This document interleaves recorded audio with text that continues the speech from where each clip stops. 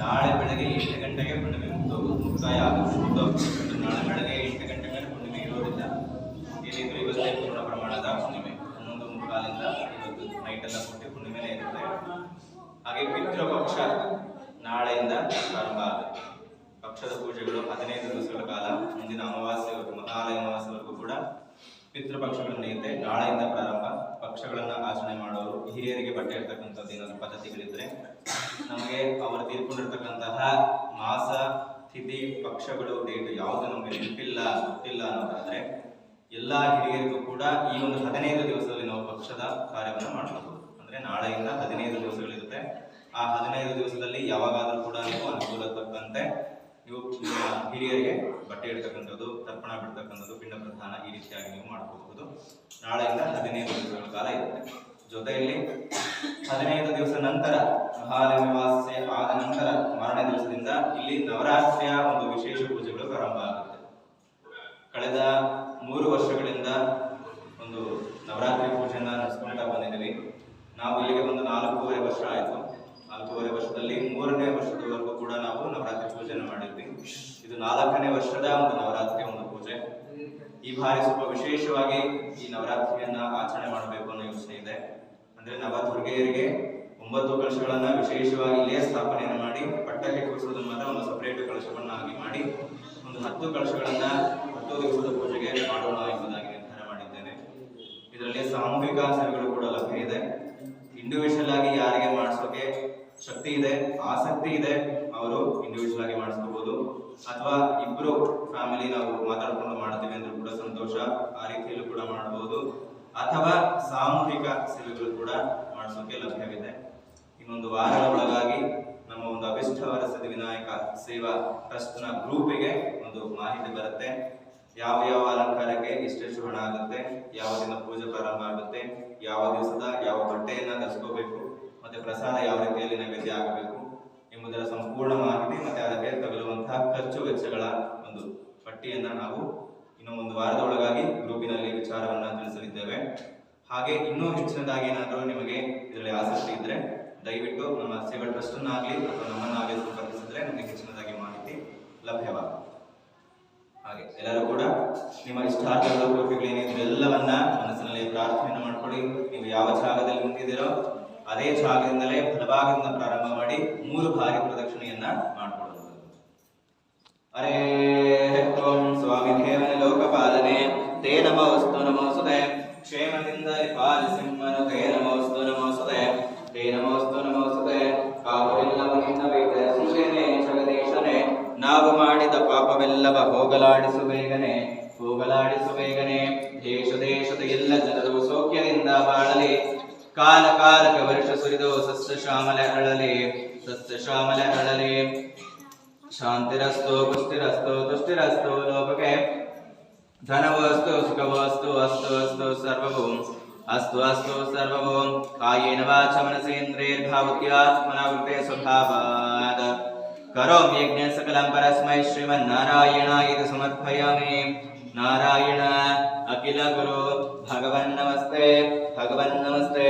ಓಂ ಸರ್ವಂ ಶ್ರೀಕೃಷ್ಣಾರ್ಪಣಮಸ್ತು.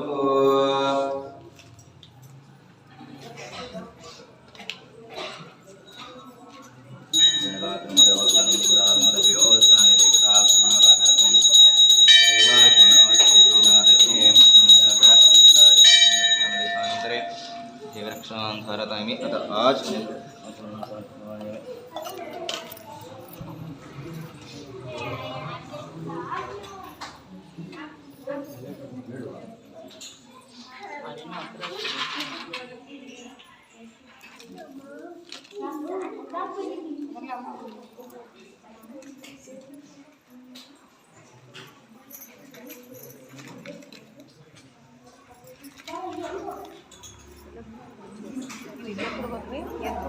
ಹೆಂಗಿದೆ